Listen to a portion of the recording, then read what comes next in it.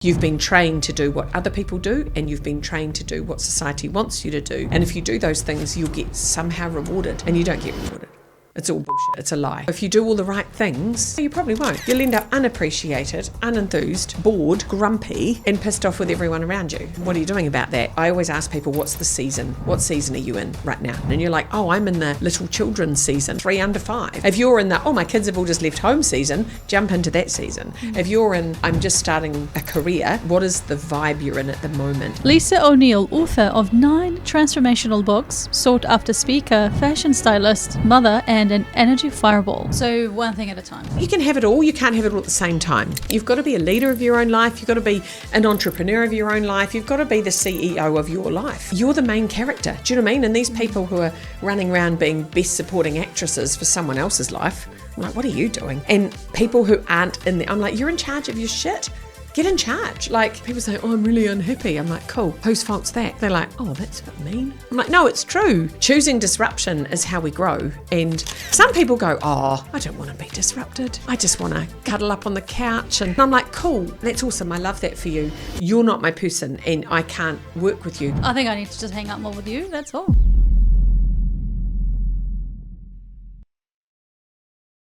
Quick one, Mina here. Thank you for watching this episode. I appreciate you. Thank you for all your support. One thing that you can do for me is to please hit the subscribe button below. I promise you that if you hit subscribe, I'm going to work hard to make sure that my episodes are really good, that will get better and better. So, do we have a deal? Okay, back to the episode. Lisa, welcome to the podcast. Thank you for having me. We just played a little trailer for you, and people might know a little bit about you. They may have never heard about you before. What is the oven that you were cooked in? That's a great question. That brought you out to be who you are today? Oh, that's a very good question. I was cooked in a really beautiful oven. My mother was very nurturing and did all the things that mothers do, which was great, and provided a really stable kind of environment. My father was a complete menace and mad and brilliant, mad in a really good way. Like he was, I remember listening to Power of the Mind tapes when I was 7 years old. He was really into mindset. He was into power of belief, you can do anything. So I was kind of marinated in self-belief from a really early age, and he was just like, there's nothing you can't do, there's nothing you can't be. So I was totally cooked in a self-belief oven, which I think has definitely made me who I am today. Like, I never doubted myself, because from an early age I was told I could do anything, and I believed it. Do you think that you worked on it as well? You had to work on that in addition to the environment that you were brought up in. It wasn't just given to you. It wasn't just handed over to you in your genes. Definitely, you had to work so on my it. father was like, you can do or be anything, but you have to work for that. That was kind of, and he was really into hard work, and he worked really hard. He was self-employed, so he was like, you can be the master of your own destiny kind of stuff. And he was like, but you have to work hard, and he had very high standards. He used to make me practice my handwriting. I had to show him my fingernails every day to see that they weren't messy. He had very high standards, very high grooming standards, very high standards, full stop. So raised me with very high standards about could you be better, could you be, which was a lot. And then on top of that, I sort of got out into the world and was like, I can do what I want. And then school was like, no, you can't. And I was like, I don't think you know who I am. I can do what I want. My dad told me. And then they were like, well, you can't. And I was like, oh, shit. It's disappointing. So then I had to find ways to get what I wanted. And then because my father told me I could have whatever I wanted, but the reality was the world was like, no, you have to sit down and write this essay. And I was like, I don't want to. And they were like, but you have to. And then I'm not very good at have tos. I'm quite oppositional. So I was in the school system. But then I worked out that if I wanted to get what I needed out of the school system, I needed to play the game. So I was clever enough to work out that if I played the game, I could get what I wanted. So there was a lot in that. How did you get what you wanted? By giving people what they want. Because I think every person you meet wants something. And if you're able to give them that, you've got more chance of getting what you want. In the space of school, what did it look like for you? It looked like me getting my needs met. I'm very neurodiverse, so this classroom wasn't. I was easily distracted. Lisa would do well if she applied herself more. Yeah. Lisa talks too much. So, and I was like, this is what I need. I know myself very well, and I worked out quite early that if I knew myself, I could get my needs met. So I knew that I couldn't sit still for an hour. It wasn't possible. And so I would offer to help the teacher hand things. So I knew I had I'll do that. And they thought I was being helpful, but actually I was just giving myself a movement break. I was getting up and collecting all the papers. I was getting up and packing up all the supplies for the class. But it met my need, but it looked like I was meeting their need. So I think that's important. How did you know that this is what you wanted? Because there's clearly awareness. You were like, I can't sit still for a very long time. Not a lot of kids know that. Not a lot of parents know that. Yeah, I've always been, I wrote intuitive. A book called Everything You Want. And I think I always say I'm very wanty. I'm not needy, but I'm very wanty. And I think wanting is one of our greatest instincts, and we're taught to suppress our wants. And in actual fact, if you know what you want and you chase it, the world will be better for that want. And if everyone knows what they want, they've got more chance of getting what they need. And if they get what they need, they can be better at what they want. And on a soul purpose level, I think we have wants for a reason. So like, I want to be on a stage. I've always wanted to be on a stage from a very early, I've always wanted to be on a stage. And I talk to people all the time and they go, oh, I never want to be on a stage. Being on a stage is my worst nightmare. And I'm like, see, so if I want to be on a stage, I must be meant to be on a stage. And if you don't want to be on a stage, then you must not be meant for that. Some people, want to do all kinds of things. I'm like, cool, do that. Like some people want to be doctors. They want to cut bodies open and explore the inner workings of a human body. I have zero interest in that. So it's like everyone should do what they want, and I think the world would come together. But what happens is, as a child, you go, I want to do this, and your father goes, no, be an accountant. And you go, oh, I have to be an accountant. And then you listen to society or your parents or the pressures, and you forget who you want to be, and you go and be who the world wants you to be, and then you forget what you're on the planet for. And I think that's really sad. So I spend a lot of time liberating people from all these shoulds and helping them get back into, what do you really want? And people in business, they have this idea, they go, I want a business. And I'm like, amazing. And you meet them 5 years later and they've just bought themselves a shitty job. They're not, the dream of what they wanted for the business, they're not getting. They're just working themselves into the ground for very little money. They're not enjoying it anymore. And I'm like, see, that's not working for you. Because you've forgotten why you came into it or what you really wanted. And it's so easy to disappear into that swamp of obligation and shoulding, all the shoulding we do. What is it that you do that you don't want to do, that you have to do? Oh, what do I do? Not much, actually. I'm 55 years old. I'm too old to do that shit. I don't do much I don't want to do now. And you've found a way to keep your energy up, clearly, because you wrote a book called Energy and it's 1 year old. Congratulations on the book. The way that we got to know each other is through a wonderful presentation that you had. And I laughed so hard. I never laughed so hard at a non-comedy event. And I'm like, how is this woman has so much vibrancy and energy and life in her? And I couldn't wait to go and speak to you afterwards. I left first. I'm like, I'm going to jump quickly because I saw you finishing your presentation and then getting off to get ready to chat to some people. And I'm like, going to go and do it. So your book about energy, you wrote many other books as well, but get it, guard it, and give it. And clearly you have worked so hard to get it, to guard it, and to give it. So yeah. I think energy is everything. I think it's all we have. And I think it's our number one currency, and we underestimate the power of it. And I know that energy is a decision. I make a decision every day, every opportunity I accept, Like when I met you, I loved your energy. You're like, come on my podcast. I'm like, yeah. If I met you and I didn't love your energy and you said, come on my podcast, I go, nah. Right. So everything's an energetic decision for me. What I wear, where I stay, how I travel, who I spend time with, everything is an energetic decision. And once you understand that, it changes the way you are. So people say to me all the time, how come you've got so much energy? It's like, because I decided to have. And I have a lot of energy because I know what I like and I make sure I have that. I give myself what I need.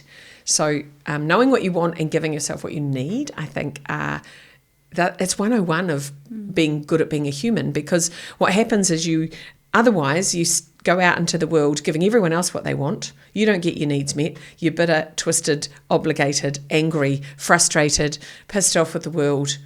And then you're awful, and everyone goes, oh, let's not hang out with her because she's awful. And then you're like, why does no one hang out with me? I'm like, because you're awful. So, bottom line is, you're awful. And if you take responsibility for your energy, you're better. Yep. And our energy, makes us physically, like there's obviously a physical energy where you have energy and you are awake and you're not tired and grumpy. There's a physical energy where you're comfortable in your body, where your body is not in pain, or it works, or it moves, or it's not upsetting you. And that's a huge part of being human, is owning a body. And we have to look after our bodies. Like, that's so important. And I'm not 100% health freak, but I definitely go out of my way to give my body what it needs. I make sure it moves. I make sure it eats things that serve it and don't weigh it down. Like, I haven't eaten dairy or gluten for 25 years because that messes with my body.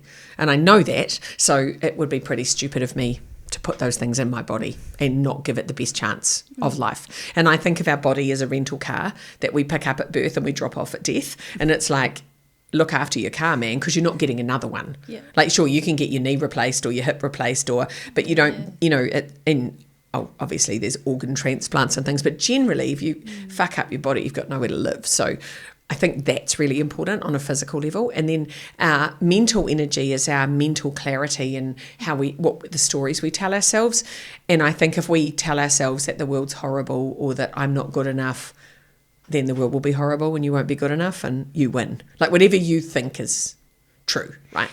There's so many people listening to this podcast now going, I have no energy right now and I'm really tired and I'm really exhausted. I'm burnt out. The word burnout is so overused. I have no excitement for my job. It's overwhelming me. It's taking me over. These are the pain points that some people are listening going, that's me. What do you say to those people? Where do they even begin? Because when I looked at your book, and I think the first few pages, you said you got to work on your energy. And I'm like, how do you do that? So obviously there's ways to do it. But the people listening going, where do I even start? I think first of all, you need to work out what is it that's draining your energy. So is it physical? Like, if you've got a young baby and you are exhausted because you're up every 3 hours through the night, your physical energy is compromised. And there's not much you can do about that because you invited that baby into your world, right? So then it's like, what can you do? How do you get that sleep? How do you fill your cup? And people don't. They try and carry on with their pre-baby life with a baby, for example, which is just dumb. Because you've had this massive shift in your life and you need to change everything. And so I had 4 babies really quickly, and I had the most extraordinary midwife. And she said to me, when that baby sleeps, you sleep. So I slept when the baby slept. And that was how, and I got my sleep in, not in beautiful patches of 12 hours at a time, but in a little 2 hour, and eventually, 6 twos are 12. So it's like, you have to prioritize that, because otherwise you're no good. And that's the same as if you're starting a business. That's exhausting. So it's like, cool. It's like having a baby, really. Well, it is literally creating an entity. And it's like, what are you doing to support yourself in that business? And where are you getting the energy for that? And so there's the physical stuff. There's the mental stuff, what we believe, but emotional energy is really big, and emotional energy comes from what lights us up and being inspired, and and our feelings. So if you're feeling really flat, your energy goes down. And if you're feeling good, your energy goes up. And I'm like, cool, what makes you feel good? And people go, I don't know. Because you haven't been trained to create the best conditions for your life. You've been trained to do what other people do, and you've been trained to do what society wants you to do. And if you do those things, you'll get somehow rewarded, and you don't get rewarded.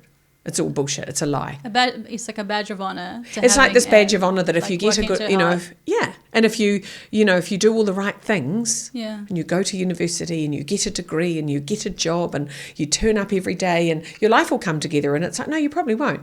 You'll end up unappreciated, unenthused, bored, grumpy, and pissed off with everyone around you. And you're like, what are you doing about that? And that's the problem, is that people are in obligation and doing all what they should do.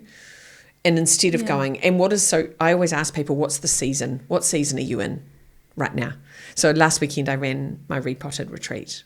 And I love the idea of repotting, because I think we're all houseplants with feelings. And it's like, so what season are you in? And you're like, oh, I'm in the little children's season where I've got 3 under 5. And you're like, cool. So if that's your season, like, jump into that season. If you're in the, oh, my kids have all just left home season, jump into that season. If you're in, I'm just starting a career, jump into that season. It's like, what is the vibe you're in at the moment? If you've just started a relationship, like, what's the most important thing in your world, and leaning into that. But I think we try and do everything all at once. And I think we don't prioritize what's important to us. So one thing at a time. Well, I think you can have it all. You can't have it all at the same time. And so even if you go, right, this morning I'm in my business, this afternoon I'm in my children. Yeah. It's just about compartmentalizing where your energy is at. Because if you're at work worrying about your children, or you're with your children worried about your business, you're just not doing a good job of anything. So getting clear on what is your purpose of that moment, not life purpose, but what is the purpose of this morning? Like, my purpose right now is to talk to you, and so nothing else matters in my life. And I'm just present to that. Yeah, I was just going to say the word present is so profound. Presence is really important, and I love the idea of just knowing what you need to do and staying in that. Even if it's just hour by hour. Like, what am I doing now? I'm doing this. Then what am I doing after that? I'm doing this. And I have ADHD, so presence is quite tricky for me, and I'm always been very scattered. But I knew I could manage myself in small increments, like 1 hour. 1 hour, I can focus here. And then I need to do something different. And then for the next hour, I do something else. But what I want to do is be on a podcast while I iron my clothes, while I type an email, while I choose my earrings for tomorrow, while I design a poster for an event. So I'm all over the place. And so training my brain to be present has been really important. And I can only do that for short increments, because my brain doesn't have the ability to stay longer. And I feel like the power of being present is so, I think you embody it really well, and you do it really well. I think this is why you're so good at what you do. Well, you have to be, because if I'm paid to be on stage to present for 45 minutes, I'm 100% there for that audience in that room at that time, and literally nothing else matters. So you're in a bubble where that's all that matters. And you have to be 100% present to the energy in the room, to the people in the room, because they never get that time back. And it's such an honour to have the ears of 500 people. 500 ears for an hour that's 500 hours of people's attention. It's actually 1,000 ears, because it's times 2. Right. And so 1,000 ears for an hour is crazy, right? It's really cool, isn't it? Yeah, it's a crazy amount of presence. And the opportunity cost of what those 500 people could be doing with 500 hours is crazy. So when an organisation gets me in to speak, I have to make a difference, because that organisation, their entire organisation's locked in a room for an hour with me instead of doing the amazing stuff they could be doing. So it's a lot of pressure to make a difference in that time, and I take that really seriously. Oh my gosh. The question is, how do you make sure they're going to wow them? Because you wowed us, and you were very funny and insightful, and you had a lived experience of so much. And that's what really captivated me as a listener, as someone with 2 ears. Yes, I have 2 ears. So how do you keep your audience engaged? Well, so I don't ever do the same presentation twice. I literally can't. My ADHD won't let me. I get bored with my own content. And so for me, it's about being really present to the room, and really present to who's in the room. What are the problems they have? What do they need? What's the thing that's really their biggest issue right now. And every audience I speak to has a different set of problems. And sometimes it's a demographic. So you go, oh, the room's full of young women, or the room's full of older men, or the room's full of engineers, or the room's full of accountants, or the room's full of real estate agents. I work in so many different industries. And I love going, I'm so curious. I'm actually just nosy, but curious is a nicer word. When you tell people you're nosy, they go, oh no. But when you tell people you're curious, they go, oh, that's cool. So yeah, I'm really curious / nosy. And so it's like when you say you're assertive instead of bossy. I'm actually bossy and nosy, but I pretend I'm curious and it's true, actually. You're right. Yeah, right. And so, words matter. And so it's like, right, so what is the audience? And I love getting deep with a industry for so I'll meet with them and go a month beforehand and be like, right, so tell me about the problems. What have you got going on? And have you got massive issues with compliance or rules, or is your organisation shifting? Is there regulations changing? Like all the different things that could be happening. And is this audience petrified because they're really impacted by AI, and the robots are coming, and they're actually here, and then people saying robots are coming are already dead. But it's like, so the AI's coming and they're worried, and all the accountants are going, do I not even have a job? Because maybe the bots can do the accounts now, and what is my future? And is that what the biggest problem in the room is? And then speaking to that problem. So then I'm lucky that I have a lot of IP because I spend a lot of time noticing problems and creating solutions. So I've written 9 books, and they're all kind of solutions to problems. And so then I go, right, what's the problem? Oh, it's fear. Right, I can talk to that. Oh, it's uncertainty.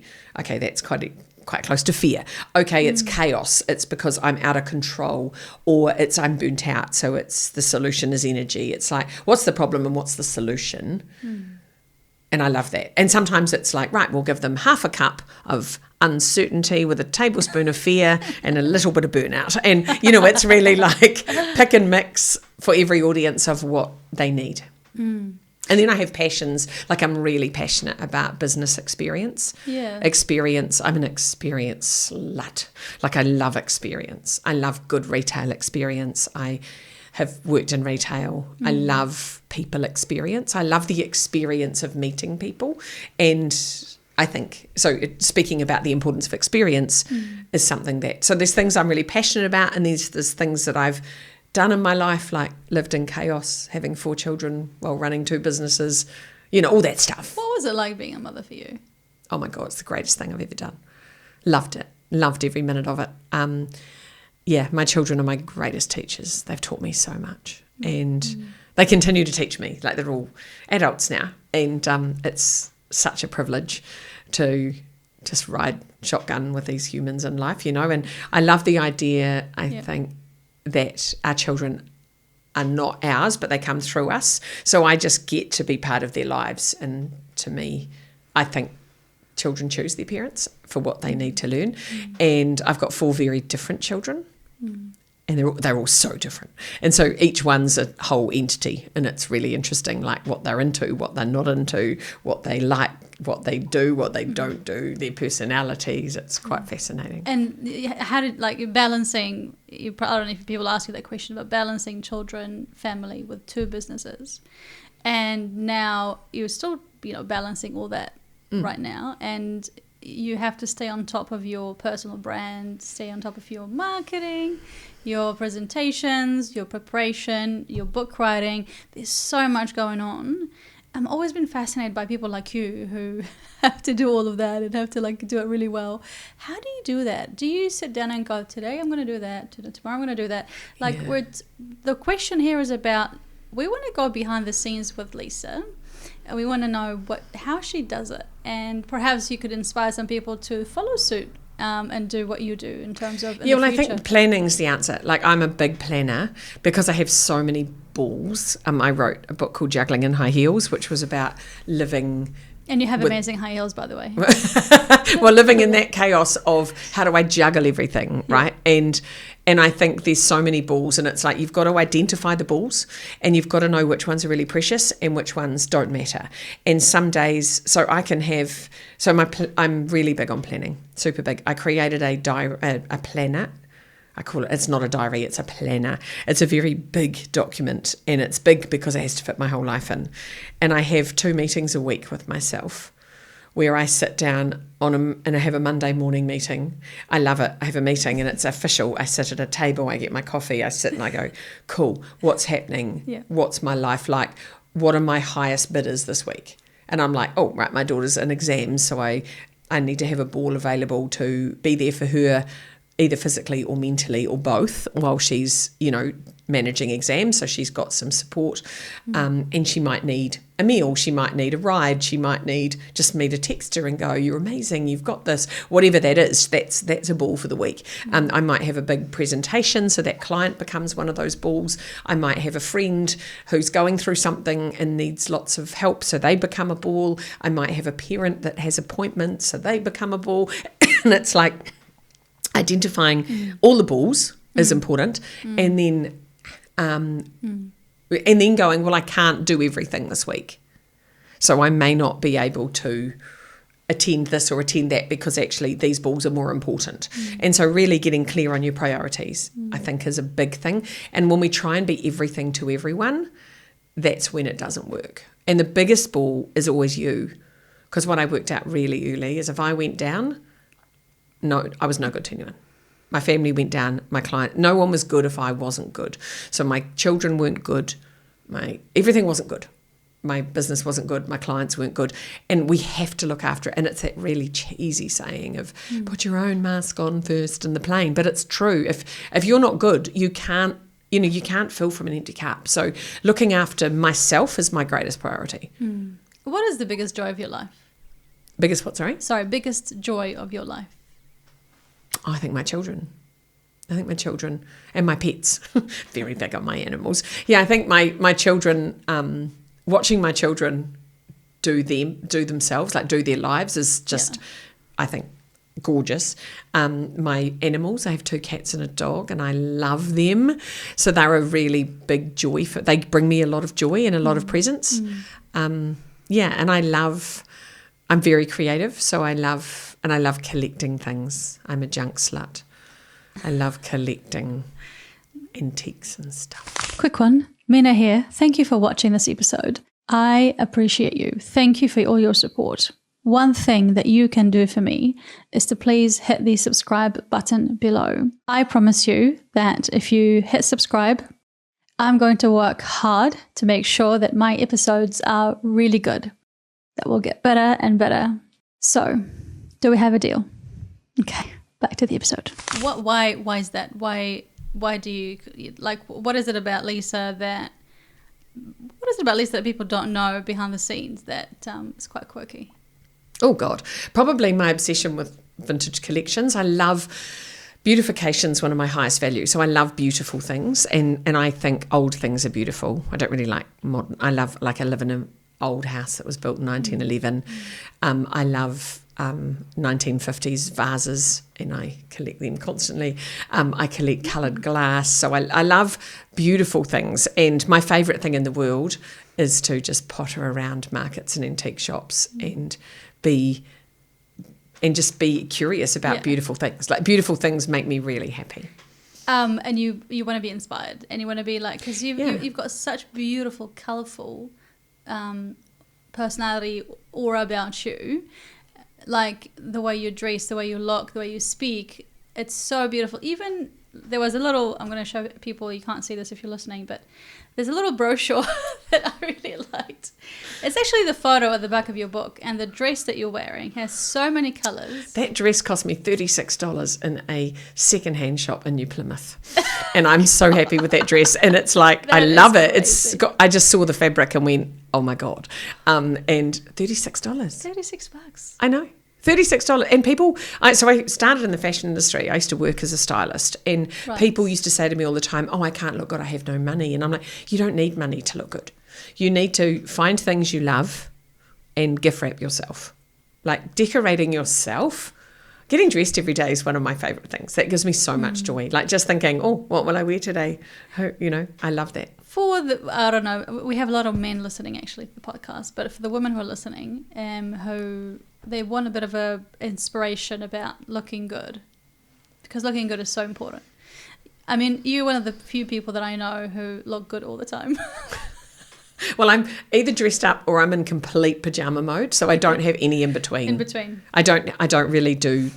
I either do complete compost, or I'm done. And I think getting dressed is, to me, getting dressed. I mean, being alive's an honour. Right, I think it's an honour, and I think getting dressed is fun, and it's not fun for people who either don't like their bodies or they don't know what they like, and they do know what they like. So they know, and I had this hilarious story years ago when I was working as a stylist, and I was in Dunedin, and a woman came in and said, I need some help, I don't know what I like.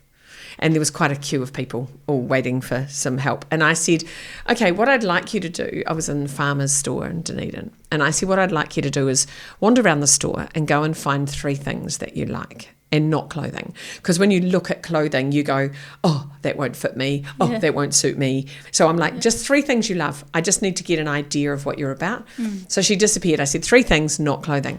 She disappeared. She came back with a striped cushion, a striped children's T-shirt, and a striped placemat. And I said, oh, you like stripes? And she went, oh, I don't know. Or maybe. I'm like, well, you've just bought me 3 bloody stripe things, so I think you like stripes. Your eye was attracted to stripes, right? So something in you went, oh, that's nice. I like stripes. And she said, oh, I don't know. She was very shut down and just was like telling me she didn't know. And every time people say things to me like, I don't know, I'm like, what if you did? Because I think you always know, but we say I don't know because it's easier than digging deep and working it out, or it's easier than, or we're too scared to say out loud what we really think because then we're going to be judged. So she was like, I don't know. And then I said, go find these things. She brought them to me. I said, oh, you like stripes? She went, oh, I don't know. And I said, well, obviously you like stripes because you bought me 3 striped things. So shall we go and find you some striped clothing? And she said, well, I can't wear stripes. And I said, oh, why not? And she said, oh, well, they'll make me look fat. And I said, well, no, you are fat. It's not the stripes that are the problem. Like, facts are, you're a big woman. And yes, technically, if you came to me and said, I want to look like the thinnest version of myself, I probably wouldn't dress you in a stripe. But if you love stripes, like, wear fucking stripes. Like, you know, we love things for a reason. And it's like, I love pom-poms. Pom-poms are one of my favourite things in the world. Okay. I love a pom-pom. Don't know what that's about. I may have been Mexican in a past life or something, but I love a pom-pom. And I'm like, I'm always wearing pom-poms. Who are like, why are you wearing, I've got pom-pom earrings and pom-pom ponchos, and pom-poms just make me happy. And you can't have a bad day when you have small balls of coloured wool hanging off you. And I'm like, just wear what you love. Because when you wear what you love, your energy improves and people go, oh my God, I want to hang out with you because you seem fun. And you're like, I am fun. Look at my pom-poms, right? But we're so busy trying to fit in and be what people want us to be. And we're like, oh, I can't wear that because everyone at work will think. I'm like, think what? What will they think? That you're interesting? That you're fun? You know, like, our clothes are a signal to the world, and I think a lot of people miss using that. They all dress in these bloody boring uniforms, and they don't give us any clues as to who they are or what they're about. So I love people that are fully self-expressed in how they turn up. Do you think it was quite handy being a fashion designer first before becoming a speaker and author and yeah, well, it was just a passion. I started I was a graphic designer, and then I moved into art direction and managing photo shoots and things. And then what happened on the photo shoots is there was no stylist. So I've always been obsessed with clothing and I love it. But I started working as the stylist, and I really enjoyed that. And then people would ask me, and I love working in retail because I think retail has the opportunity to shift people's lives. And I'm like, so what do you want? And people are like, I don't know. And it always comes back to that question for me. But helping people to look good. And there's rules of geometry of, don't put light colours on your biggest bits, for example. And if you put dark colours on the thing you don't want people to look at. Because if you've got the biggest stomach in New Zealand, don't wear a tight white T-shirt. You look like a bloody ice cream in a cone. So it's pretty obvious to me that there's some pretty basic rules of if you have, short legs, short arms, long arms, there's things you can do. Right. And there's advice everywhere. There's so much information out in the world now. And so just getting to know your body and what looks good. I always say to people that we're kind of like dogs, and it's like corgis don't walk around going, oh, I wish I was a greyhound. They just be the best corgi they can be. Do you know what I mean? So if you've got a corgi body, there's no point wanting to be a greyhound. Just get on with being a corgi. Like, just find great stuff that's good for short legs and round tummies and get on with it. And I think that body acceptance is a really big part. And that's what I used to love, working with someone for half an hour and I could change the way they saw themselves. To me, that's always been a message. And whether that's physically in styling or mentally on stage, helping them reframe their beliefs, it's about liberating them from what they think. I love what you just said about liberating them from what they think, because one of the hardest thing to do is to change how somebody feels. And if you can change how somebody feels, then you're bloody awesome. Well, I think we all have the ability to do it. And I think I just realized that I haven't said bloody awesome on the show ever before. There's a beautiful part in your book under the emotional energy chapter where you say clearing out old emotional energy is big work. Why did you say that?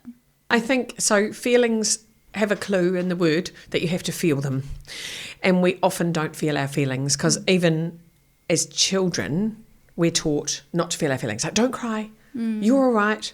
It's like, what if I'm not all right? What if I want to cry? You know, the amount of times, and I'm guilty of doing this with my own kids, like, oh, don't cry. I'm like, why not? Let them cry. Like, and we're so scared of emotions, and we've been raised by people who were scared of emotions, who were raised by people who were scared of emotions. So for so many of us in our families, emotions aren't okay. And so then you have an emotion and you go, oh, and the amount of times people say, oh, I was going to cry, so I had to leave the meeting room, or I was going to cry, so I had to go to my bedroom, instead of being able to express how they feel because other people are uncomfortable with emotion. And I'm a very practical person, almost over practical. So I'm like, oh, that's terrible, that thing that just happened, but we need to get on. That's a terrible thing that's happened, and I feel really sad about that, but it's 10 to 6 and we've got to get the dinner on. So, you know, you just go, oh, well, move that to the side and start chopping up the carrots. Like, you move into what we have to do all the time. Yeah. And I think most of us are carrying around little boxes full of stuff that we haven't felt, where we've gone, oh, yeah, it was really sad that that happened and I never processed it. And for me, a really good friend of mine suicided, and I found out and I had to go on stage 20 minutes after I got the phone call. And I had to just put it in a box because I was like, I can't fall apart right now. There's a company paying me to inspire their people. There's people sitting waiting in an auditorium for me to speak. So I just had to go, oh, that's terrible. Move to the side. And I'm very good at compartmentalization. Went on stage, did that. And then I left. And I didn't tell anyone, like I didn't share any of it, just got on with it. But then when I got back to my hotel room, I was like, oh, and then I was kind of like, I couldn't access the box because I'd shut the box. And then I was like, so I got photos out of him. I wrote him a letter. I just really let myself really get into that feeling of that and go deep into that, but in my terms, and in my space.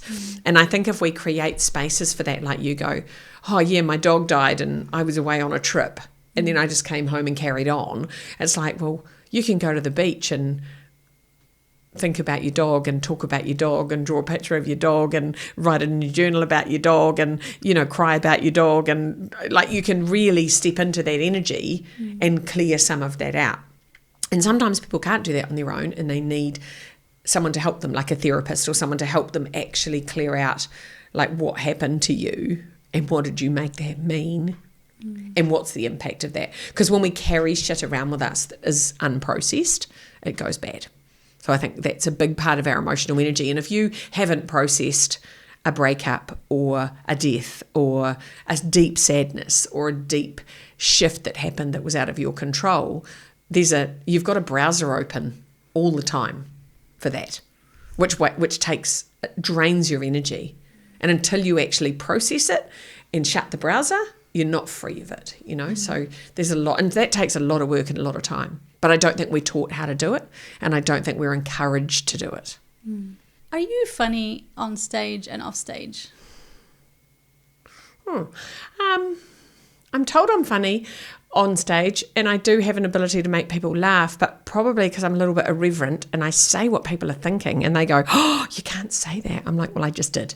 Because I think life's really funny. Like, I just think shit's funny. Yep. And my instincts are always to laugh. I'm very inappropriate. Like, I laugh at, because life is actually really funny when you're looking for that. The reason why I ask is because I found you super awesome and funny.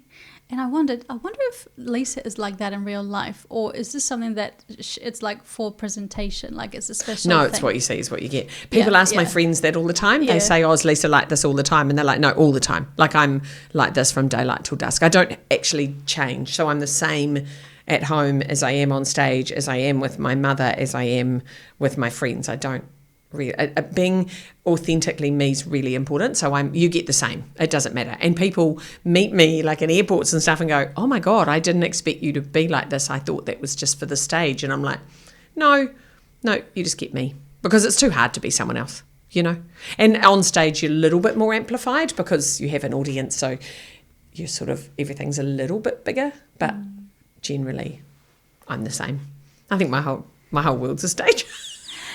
Do you remember the time that you had the most fun, the most fun, but also at the same time the most awkward moments when you were, and you're looking back in your career thinking, gosh, as a speaker, it's been a whirlwind and I've loved my time. But you do remember times when you're thinking, I can't believe I just said that out loud, or I can't believe I did that, or things that really taught you, moments that really taught you more about yourself. Yeah, I think the moments that teach me about myself is when I'm not present to the needs of other people. So when I'm self-absorbed, every time I've ever blown it, it's because I've been in me and not in the room.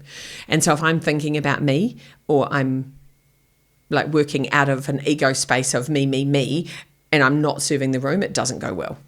And so when you are in service to a room and you're there for the greater good of others, I don't think you can go wrong. But if you are there with your own agenda, just ramming shit down people's throats, people know. It's just icky.